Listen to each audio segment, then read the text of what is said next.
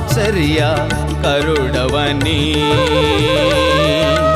అతికాంక్ష నీయుడవని,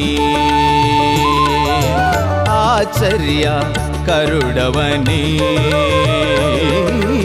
అతికాంక్ష నీయుడవని. ఆరాధించెదను నిన్నే ఆరాధించెదను, ఆరాధించెదను నిన్నే ఆరాధించెదను. జయధ్వని టీవీ ప్రేక్షకులందరికీ ప్రభు అయిన యేసుక్రీస్తు నామున శుభాభివందనాలు తెలియజేసుకుంటూ ఉన్నాను. ప్రభునందు ప్రియ దేవుని బిడ్డలారా, అందరూ బాగున్నారా? దేవుని యొక్క అమూల్యమైన వర్తమానాలు మనం వినటానికి దేవుడు మరొకసారి మనకి అద్భుతకరమైన ఓ మంచి అవకాశాన్ని మనకు దయచేసినందుకు ప్రభువుని నేను ఘనపరుస్తున్నాను, స్తుతిస్తున్నాను. కళ్ళు మూసుకోండి, ప్రార్థన చేసుకుందాం. మహాగణుడైన తండ్రి, నీ పరిశుద్ధ నామానికి స్తోత్రాలు చెల్లించుకుంటున్నాను. ఈ సమయంలో నీ పరిశుద్ధమైన శక్తి చేత నీ దాసుని మరుగు చేసి మీరు మాతో మాట్లాడమని ప్రార్థిస్తున్నాను. ఇక్కడ చేరిన ప్రతి ఒక్కరిని మీరు దర్శించమని ప్రార్థన చేస్తున్నానయ్యా. నీ దాసుని మరుగు చేయండి. నీ పరలోకపు అభిషేకముతో నీ దైవ వర్తమానాన్ని ఇక్కడ ప్రవాహం వలె రానిమ్మని ప్రార్థిస్తున్నాను. మా అందరిపైకి నీ యొక్క వాక్య ప్రవాహాన్ని విడుదల చేయమని ప్రార్థిస్తున్నాను. మీరే స్తుతి, ఘనత, మహిమ, ప్రభావములు పొందుకోమని నా ప్రభువును రక్షకుడునైనా యేసు శ్రేష్ఠ నామున ప్రార్థించి స్తుతించి వేడుకుంటున్నాము తండ్రి, ఆమెన్. ప్రైజ్ ది లార్డ్, హల్లెలూయా. ప్రియ దేవుని బిడ్డలారా, ఈ ప్రపంచంలో మనకి ఎన్నో కోరికలు, ఎన్నో ఆశలు, ఎన్నో తలంపులు మనకుంటాయి. ఒక కోరికని నీకు కోరుకోమని చెప్పినప్పుడు మనకి నచ్చిన కోరికలన్నీ కోరతాం. ఏ కోరిక చూసినా ఈ భూ సంబంధమైన కోరికలే కనిపిస్తూ ఉంటాయి. అంటే అన్ని చావు కోరికలే కోరతాం అన్నమాట. అంటే భూ సంబంధమైన కోరికలన్నీ మరణానికే తీసుకుని వెళ్ళిపోతాయి తెలుసా? ఎందుకంటే దేవుని యొక్క వాక్యంలో ఏమని వ్రాయబడి ఉందంటే, శరీర సంబంధమైన మనసు మరణం, ఆత్మ సంబంధమైన మనసు జీవం. ప్రైజ్ ది లార్డ్, హల్లెలూయా. శరీర సంబంధమైన కోరికలన్నీ కూడా మనల్ని మరణానికి తీసుకుని వెళ్ళిపోతాయి. సరే, ఒక అమూల్యమైన వాక్యాన్ని మనం వినబోతున్నాం. ప్రియ దేవుని బిడ్డలారా, కాలేబు తన కుమార్తెను అడుగుతున్నాడు, అక్షాని అడుగుతున్నాడు, అమ్మా కుమారి అక్ష, నీకేం కావాలి అని. ఈ విషయం మనకి యెహోషువ గ్రంథం 15వ అధ్యాయము 18వ వచనంలో ఈ విషయం మనకు కనిపిస్తూ ఉంటుంది. అమ్మా నీకేం కావాలి అని అడుగుతున్నాడు. అప్పుడు కాలేబుకు ప్రియమైన ఈ కుమార్తె చెప్తుంది, తండ్రి నాకు దీవెన దయచేయము. దీవెన అనగా చెప్తుంది కింద మాట్లాడుతూ, నాకు దక్షిణ భూమిని అంటే మెరక భూమిని ఇచ్చావు, నాకు నీటి మడుగులు కావాలి డాడీ అని చెప్తుంది. అప్పుడు 19వ వచనంలో అంటాడు, నీకు నీటి మడుగులు ఇస్తున్నాను, పల్లపు మడుగులు ఇస్తున్నాను, మెరక మడుగులను కూడా ఇస్తున్నాను అంటాడు. ప్రియ దేవుని బిడ్డలారా, ఈ విషయాన్ని మనం ఆలోచిస్తే, ఆ రోజున తన తండ్రి అక్షాని అడుగుతున్నాడు, నీకేమీ కావాలి అని. అప్పుడు అక్ష కోరుకుంటుంది, నాకు నీటి మడుగులు కావాలి అని కోరుకుంటుంది. ఇక్కడ విషయం ఏంటంటే, ఈ రోజున దేవుడు నీకు ఒక ప్రశ్న వేస్తున్నాడు. మనకి తండ్రి, ప్రియమైన తండ్రి మన ప్రభు కదా, ఆయన నీకు ఒక ప్రశ్న వేస్తున్నాడు. ఏం ప్రశ్న అంటే, బాబు నీకేం కావాలి, కుమారుడా నీకేం కావాలి, కుమార్తె నీకేం కావాలి, నా ప్రియమైన బిడ్డ నీకేం కావాలి అని ఆయన ప్రభు, నీ ప్రియమైన ప్రభు, నిన్ను రక్తం పెట్టి కొనుక్కున్నవాడు, నిన్ను కలువరి సిలువలో ప్రాణం పెట్టి సంపాదించుకున్నవాడు నిన్ను అడుగుతున్నాడు నీకేం కావాలి అని. ప్రియ దేవుని బిడ్డలారా, ఆ రోజున ఆ సమయంలో అక్ష ఏం కోరుకుందో దానినే ఇప్పుడు మనమును కోరుకొనవలసి ఉన్నది. మన ఇష్టం వచ్చిన కోరికలు కాదు, మనకి నచ్చిన కోరికలు కాదు, కానీ అక్ష ఏం కోరుకుందో అదే మనం కోరితే అది చాలా సంతోషకరమైన జీవితాన్ని ఇస్తుంది, ఫలభరితమైన జీవితాన్ని ఇస్తుంది, ఆనందమయమైన జీవితాన్ని ఇస్తుంది. దేవునికి సంబంధించినవి ఒక్కటే. ప్రైజ్ ది లార్డ్, హల్లెలూయా. శాశ్వతమైనవి పరలోకానికి సంబంధించినవి. ఈ లోకానికి సంబంధించినవన్నీ కూడా శాశ్వతం కాదు, అశాశ్వతం. అవన్నీ కొంతకాలానికి నాశనం అయిపోతాయి, అవి క్షయమైపోతాయి. పరలోకానికి సంబంధించినవే అవి అక్షయమైనవి. ప్రైజ్ ది లార్డ్, హల్లెలూయా. అయితే ఏం కోరుకోవాలి? అంటే ఈ భూమి దేనికి సాదృశ్యం? ఆత్మ సంబంధంగా దీన్ని మలుచుకుందాం. ఈ వాక్యాన్ని కొంచెం లోతుగా ధ్యానం చేసుకుందాం. పరిశుద్ధాత్మ దేవుడు మనకి ఏం ఉపదేశిస్తున్నాడో దాన్ని బట్టి నేర్చుకోబోతున్నాం. ప్రియ దేవుని బిడ్డలారా, ఈ రోజున ఒక అమూల్యమైన వర్తమానాన్ని ప్రభు నీకు దయచేయాలని ప్రభు ఆశపడుతున్నాడు. ఆయన యొక్క దివ్య వర్తమానం చేత నీ జీవితానికి కావలసిన పరలోకపు మన్నా ఈ రోజున నీకు భుజింపజేయాలని ప్రభు ఆశపడుతున్నాడు. నీకేమి కోరుకోవాలో కోరిక చెప్తున్నాడు. ఆ కోరినది దానికంటే డబల్ ఇవ్వాలని ప్రభు ఆశపడుతున్నాడు. ప్రైజ్ లార్డ్, హల్లెలూయా. ప్రియ దేవుని బిడ్డలారా, అక్ష ఏం కోరుకుందంటే నీటి మడుగులు కోరుకుంది. నీటి మడుగులు అంటే నీరు నిలిచే స్థలం. అయితే ప్రియ దేవుని బిడ్డలారా, ఈ నీరు నిలిచే స్థలం, ఈ నీటి మడుగులు దేనికి అంటే దేవుని యొక్క వాక్యము సెలవిస్తుంది, నీరు ఉన్న స్థలం చక్కగా మొక్కలు ఎదగటానికి, ఫలించటానికి, పచ్చగా ఉండటానికి చాలా ఉపయోగపడుతుంది నీరు నిలిచే స్థలం. ప్రైజ్ లార్డ్, హల్లెలూయా. అందుకని దేవుని యొక్క వాక్యం ఈ విధంగా సెలవిస్తుంది కదా, యెహోవా ధర్మశాస్త్రమునందు ఆనందించుచు దివారాత్రము దానిని ధ్యానించువాడు ధన్యుడు. అతడు నీటి కాలువ యోరను నాటబడినదై ఆకువాడక తన కాలమందు ఫలమిచ్చు చెట్టు వలె ఉండును. అంటే ప్రియ దేవుని బిడ్డలారా, నీటి కాలువ యోరను నాటబడిన చెట్టు పచ్చగా ఉంటుందని. ప్రైజ్ లార్డ్, హల్లెలూయా. ఈ రోజున నీ జీవితం ఆశీర్వాదకరంగా ఉండాలంటే, నీ జీవితం మహిమకరంగా ఉండాలంటే, అనేకులకు ఆశీర్వాదకరంగా ఉండి బహుగా ఫలించాలంటే నీవు ఎక్కడ నాటబడాలి అంటే నీటి మడుగులు ఉన్న స్థలంలో. ప్రైజ్ లార్డ్, హల్లెలూయా. ఇప్పుడు ఆ భూమి ఏంటి, ఆ నీటి మడుగులేంటి నేను చెప్తాను. ప్రియ దేవుని బిడ్డలారా, ఆ భూమి పల్లపు మడుగులు కదా, నీరు నిలిచే స్థలం. అసలు ఈ భూమి ఏంటి, ఈ నీరేమిటి? దేవుని యొక్క వాక్యంలో మనం చూసుకుంటే మత్తయి సువార్త 13వ అధ్యాయము 19వ వాక్యాన్ని మనం చూస్తే అక్కడ ఒక ఉపమానం ఉంటుంది. ఆ ఉపమానం ఏంటంటే విత్తువానిని గూర్చిన ఉపమానం. ఒకడు విత్తనాలు చల్లుకుంటూ వెళ్తూ ఉంటే కొన్ని త్రోవ ప్రక్కన పడ్డాయట, కొన్ని రాతి నేల మీద పడ్డాయి, కొన్ని ముళ్ళ తుప్పల్లో పడ్డాయి. ప్రియ దేవుని బిడ్డలారా, దాన్ని వివరిస్తూ మత్తయి సువార్త 13వ అధ్యాయం 19వ వచనంలో అంటాడు, విత్తువారిని ఆ విత్తనాలు కొన్ని త్రోవ ప్రక్కన పడ్డాయి. అంటే త్రోవ పక్కన విత్తబడిన వాడు ఎవడంటే హృదయంలో విత్తబడిన వాక్యాన్ని దుష్టుడు ఎత్తుకొని పోతున్నాడు. అంటే ఈ నేల ఎలాగుంది అంటే త్రోవ ప్రక్కలాగా ఉంది. అంటే త్రోవ ప్రక్కన హృదయం గురించి అక్కడ వివరిస్తున్నాడు.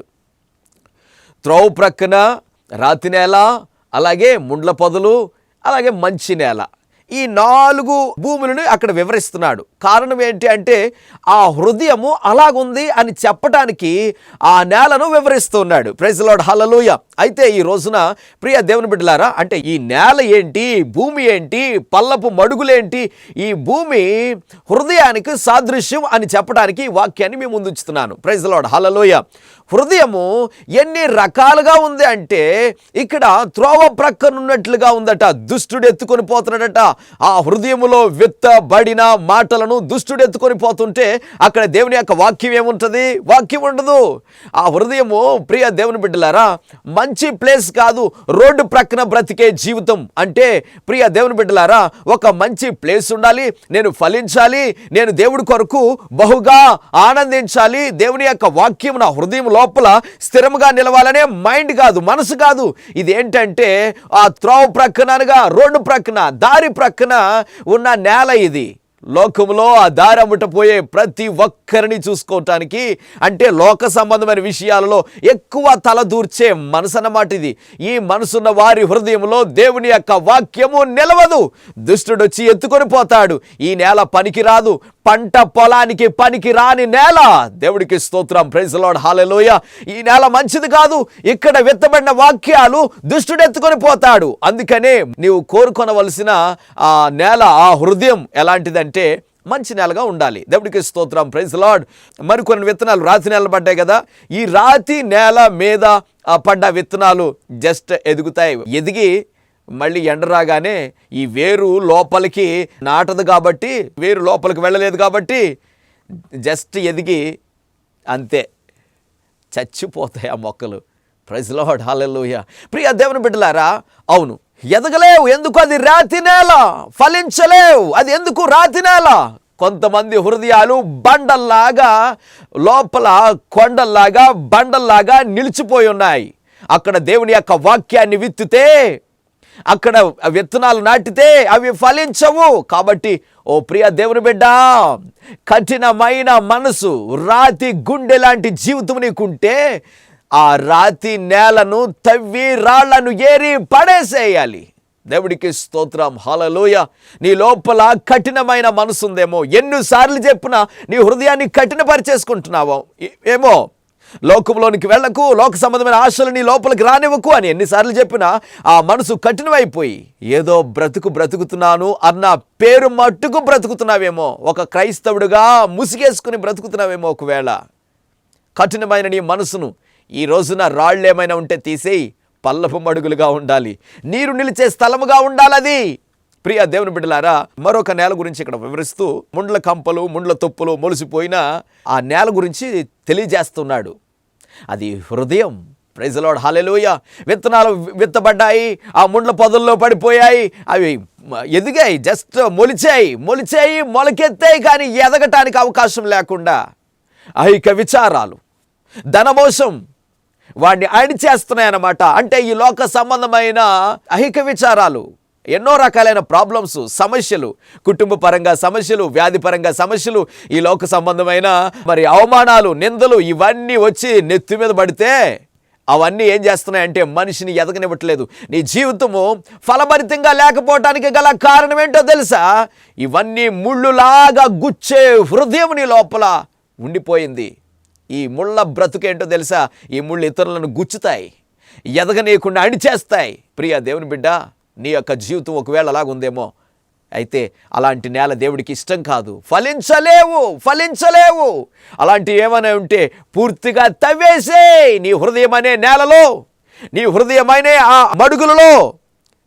ఇలాంటి ముండ్ల తుప్పలు ఏమైనా ఉన్నాయేమో, ముండ్ల కంపలు ఏమైనా ఉన్నాయేమో, వాటిని తవ్వి పాడేసాయి. కొన్ని భూములను పరిశుద్ధ గ్రంథంలో సమాధులకు కొన్నారు. ప్రియ దేవుని బిడ్డ, సమాధికి కొన్న ఆ భూమిలో చచ్చిన శవాల్ని సమాధి చేస్తారు. అంటే ఆ భూమిలో ఏమున్నాయో తెలుసా? సమాధులే ఉన్నాయి. యేసుక్రీస్తు ప్రభువారు అంటాడు, సున్నము కొట్టిన సమాధుల్లా ఉన్నారు మీరు అంటూ. పైన తెల్లగా సున్నం కొడితే చాలా పరిశుద్ధులాగా కనిపిస్తారు, లోపల చూస్తే అజితేంద్రియముతో కంపు, కుళ్ళి, లోకమంతా ఆ లోపల ఉందన్నమాట. దయచేసి ప్రియ దేవుని బిడ్డ, నీ జీవితంలో ఒకవేళ సమాధి లాంటి బ్రతుకుంటే, సచ్చిన శవాల లాంటి జీవితం నీ లోపల ఉంటే దాన్ని తవ్వి పాడేసాయి. అది పంట పొలముగా తయారు చేసుకో. ఆ ల్యాండ్ని మంచి ఫలాలు ఫలించే చెట్టుగా, మంచి ఫలాలు నువ్వు ఫలించాలంటే ఆ ఫలించడానికి అనుకూలమైన భూమిగా నీ హృదయాన్ని తయారు చేసుకోవాలి ఖచ్చితంగా. లేదు అంటే నీ లైఫ్ వేస్ట్. సమాధి బ్రతుకు, సమాధుల్లో ఎవ్వరూ నివసించరు, సచ్చిన శవాలు తప్ప. నువ్వు సజీవుడువు కదా, సజీవుల్లో ఉండవలసిన వాడువు. సజీవుల మధ్య, బ్రతికున్న వారి మధ్య నివసించే నీవు సమాధుల బ్రతుకెందుకురా నీకు అని దేవుడు ఈ రోజున నీతో మాట్లాడుతూ ఉన్నాడు. దయచేసి అలాంటి బ్రతుకు నీ లోపల ఉంటే బయటకు వచ్చేసేయి. ప్రైజ్ ది లార్డ్, హల్లెలూయా. ప్రియ దేవుని బిడ్డలారా, దేవుడు అమూల్యమైన మాటలు ఈ రోజు నీతో మాట్లాడుతున్నాడు. కాబట్టి ఈ మాటలు నీవు త్రోసివేసుకోకు. నీకు మంచి నేల మీద పడే విత్తనాలు బాగా ఫలిస్తాయని దేవుడు మాట్లాడుతున్నాడు. కాబట్టి దయచేసి నీ యొక్క హృదయం ఎలా ఉండాలంటే పల్లపు మడుగులుగా బాగా దున్నేసేయ్. నీ ల్యాండ్, నీ భూమి, నీ పొలము, నీ హృదయం, అందులో ఏ సమాధులు ఉండటానికి వీళ్ళే తవ్వేసేయ్. లోకపరమైన ఆశలు నీ లోపలుంటే తవ్వి పాడేసాయి. లోక సంబంధమైన కోరికలు నీ లోపలుంటే, సమాధి లాంటి బ్రతుకుంటే తీసి పాడేసాయి. ఎన్నటికీ ఫలించలేని దెయ్యాలు కొంపలాగా, దెయ్యాలు సమాధి భూమిలాగా నువ్వు నివసించడం అది ఎవ్వరికీ ఆశీర్వాదకరం కాదు. నీ బ్రతుకు సమాధి తోట అయిపోతుంది. జాగ్రత్త, అలాంటి తోటగా మారకు. దయచేసి ఈ రోజున ప్రభువు నీతో మాట్లాడుతూ ఉన్నాడు. నిన్ను నీరు కట్టిన తోటలాగా చెయ్యాలని, నువ్వు నీరు కట్టిన తోట వలె ఉందువు అని ప్రభువు మాట్లాడుతున్నాడు. ప్రైజ్ ది లార్డ్, హల్లెలూయా. యెషయా గ్రంథం 58:11 చూస్తే నీవు నీరు కట్టిన తోట వలె ఉందువు అని దేవుడు వాగ్దానం చేస్తున్నాడు. ఇంతవరకు చెడిపోయిన నీ మనసును దేవుడు బాగు చేయాలని ఆశపడుతున్నాడు. ప్రియ దేవుని బిడ్డలారా, తర్వాత మరొక విషయాన్ని చెప్తాను. మరి భూమి సరే అయింది, ఓకే, ఇప్పుడు నీరేంటి అని ఆలోచిస్తే దేవుని యొక్క వాక్యంలో ఏమని వ్రాయబడి ఉందంటే, యోహాను సువార్త 7వ అధ్యాయము 37, 38, 39 వచనాలు చదివితే అక్కడ ఏమని వ్రాయబడి ఉందో తెలుసా? ప్రభు మాట్లాడుతున్నాడు. ఎవడైనా దప్పికొని ఉంటే నా యొద్దకు వచ్చి దప్పిక తీర్చుకొనవలెను అన్నాడు. తర్వాత అంటున్నాడు, నా యందు విశ్వాసముంచి వాడెవడో లేఖనము చెప్పినట్లు వాని కడుపులో నుంచి జీవజల నదులు పారును అన్నాడు. ఆ క్రిందకొస్తే తన యందు విశ్వాసముంచి వాడు పొందబోవు ఆత్మను గూర్చి ఆయన ఈ మాటలు చెప్పెను అని వ్రాయబడి ఉంది. ప్రైజ్ లార్డ్, హల్లెలూయా. ప్రియ దేవుని బిడ్డలారా, అంటే ఆత్మ గురించి మాట్లాడుతూ జీవజల నదులు వాడి కడుపులో నుంచి పారును అంటున్నాడు. ప్రైజ్ లార్డ్, హల్లెలూయా. అంటే ఆత్మను జీవజల నదులతో పోలుస్తున్నాడు ప్రభు ఇక్కడ. అంటే ఈ భూమి చక్కగా తయారైతే ముండ్ల కంపలు ఏరి పాడేస్తే, రాతి నేలను తవ్వి రాళ్ళని తీసి పడేస్తే అక్కడ జీవజల నదులు పారుతాయి. అనగా పరిశుద్ధాత్ముడు ప్రవాహం వలె దిగువస్తాడు. ప్రైజ్ లార్డ్, హల్లెలూయా, హల్లెలూయా. ప్రియ దేవుని బిడ్డ, పరిశుద్ధాత్ముడు ప్రవాహం వలె దిగువస్తే అప్పుడు అక్షకి తండ్రి ఏం చేశాడో తెలుసా? మెరకు మడుగులు ఇచ్చాడట, పల్లపు మడుగులు ఇచ్చాడట. అంటే అర్థం ఏంటో తెలుసా? ఆ పైన ముందు వాటర్ ఆ పై పొలాలను తడుపుకుని అప్పుడు కిందకు వస్తుంది అనమాట. అంటే పల్లపు మడుగుల్లోనికి వస్తుంది. అంటే పైన ఆశీర్వాదమే, కింద ఆశీర్వాదమే. నువ్వు పైన ఆశీర్వాదమే, కింద ఆశీర్వాదమే, ఎక్కడికి వెళ్ళినా ఆశీర్వాదమే అని అర్థం. నువ్వు పైన దీవించబడతావు, కిందనున్నా దీవించబడతావు అని అర్థం. ప్రియ దేవుని బిడ్డ, అంటే దీని యొక్క అర్థం ఏంటో తెలుసా? పైనుంచి ప్రవాహం కింద వరకు ప్రవహిస్తుంది అని. అంటే అడుగు వాటికన్నా, ఊహించు వాటికన్నా అత్యధికంగా దయచేయు తండ్రి, మన ప్రియమైన తండ్రి. ఈ రోజున నీ బ్రతుకు సమాధి తోటలాగుండిపోయినా, రాతి ప్రదేశంగా కొండ ప్రాంతంగా మిగిలిపోయినా నీ జీవితాన్ని నీటి మడుగులుగా మార్చేయాలని ప్రభు ఆశపడుతున్నాడు. అయితే అక్ష కోరినట్లు నీవు కూడా కోరుకొనవలసి ఉంది. అంటే పరిశుద్ధాత్ముడు ప్రవహించాలి, ప్రవహించాలి, ప్రవహించాలి. అప్పుడు పరిశుద్ధాత్ముడు ఈ పల్లపు మడుగులు గల ఈ ల్యాండ్ మీద పరిశుద్ధాత్ముడు ప్రవహిస్తే అక్కడ విత్తిన ప్రతి విత్తనం చక్కగా మొలిచిపోతుంది. హల్లెలూయా. పరిశుద్ధాత్ముడే నడిపిస్తాడు నిన్ను. పరిశుద్ధాత్ముడు సలహా ఇస్తాడు నీకు. ఏం చెయ్యాలో, ఎక్కడికి వెళ్ళాలో, ఏ బ్రతుకు బ్రతకాలో, ఏం ఆలోచించాలో, నీ భవిష్యత్ ఏంటో పరిశుద్ధాత్ముడు బోధిస్తూ ఉంటాడు. కాబట్టి వేసిన ప్రతి విత్తనము చకచకా మొలిసిపోతుంది. ప్రైజ్ లార్డ్, హల్లెలూయా.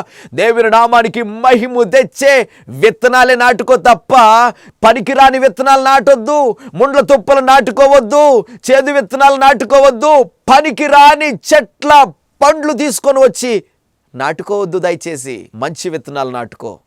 దేవుని యొక్క వాక్యం ఏమని సెలవిస్తుందో తెలుసా? గలతీయులకు రాసిన పత్రిక 5వ అధ్యాయము 22వ వచనం చూస్తే అక్కడ ఆత్మఫలం గురించి మాట్లాడుతూ, ఆత్మఫలమేమనగా అని మాట్లాడుతూ ప్రేమ, సంతోషము, సమాధానము, దీర్ఘశాంతము, దయాళుత్వము, మంచితనము, విశ్వాసము, సాత్వికము, ఆశా నిగ్రహం, 9 ఫలాలు కనిపిస్తూ ఉంటాయి ఇక్కడ. ప్రైజ్ ది లార్డ్, హల్లెలూయా. ప్రియ దేవుని బిడ్డలారా, ఈ ఫలాలు మొలుస్తాయి ఎక్కడి నుంచో తెలుసా? ఈ పంట పొలము నుంచి. ఆమేన్. ప్రైజ్ ది లార్డ్, హల్లెలూయా. నీ పంట పొలము, నీ ల్యాండ్